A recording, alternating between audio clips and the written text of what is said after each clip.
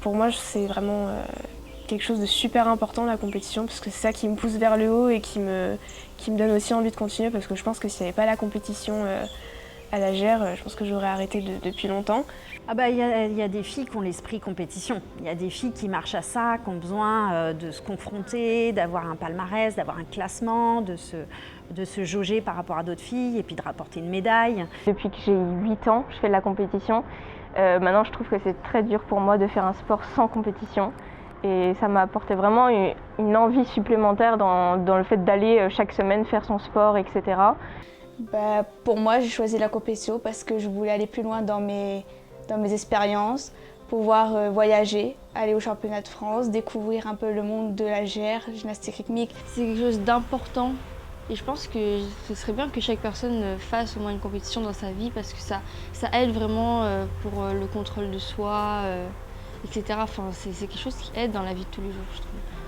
Et je trouve ça génial de voir dans quel état d'esprit on peut être juste avec ces quelques minutes sur le praticable. Et c'est vraiment complètement un autre monde, on est dans une bulle complètement fermée aux autres, à part à celles qui sont avec toi, donc surtout en ensemble quoi, sur le praticable, on est comme connectés et cette sensation elle est géniale.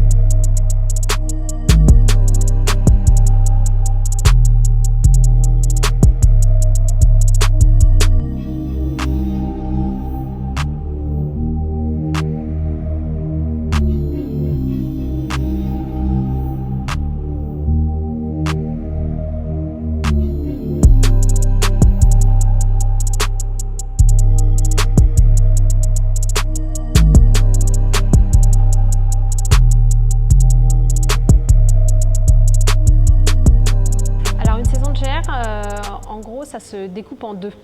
Il y a une partie, la moitié de l'année, ça va être de l'individuel sur la première partie de saison et la deuxième partie, ça va être de l'ensemble. Là, par exemple, sur les petites, en début d'année, moi je leur demande clairement de se définir un objectif individuel et clairement un objectif ensemble. Et voilà, se produire en public puisqu'il y a 2 événements dans l'année devant les parents.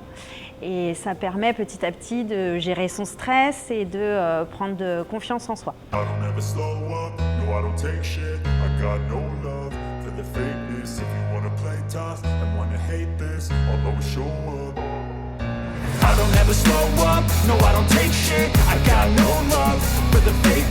you wanna play tough and wanna hate this, I'll always show up and make a statement. I don't ever slow up, no I don't take shit. I got no love for the fakeness. If you wanna play tough and wanna hate this, I'll always show up and make a statement. Et puis le Covid est arrivé, donc les championnats se sont arrêtés. Nos derniers championnats de France ensemble où elles font ce groupe-là championne de France et un autre groupe vice-championne de France. Et donc on s'entraînait beaucoup. Le but c'était de retourner au championnat de France dans la catégorie supérieure et de faire un bon score et tout.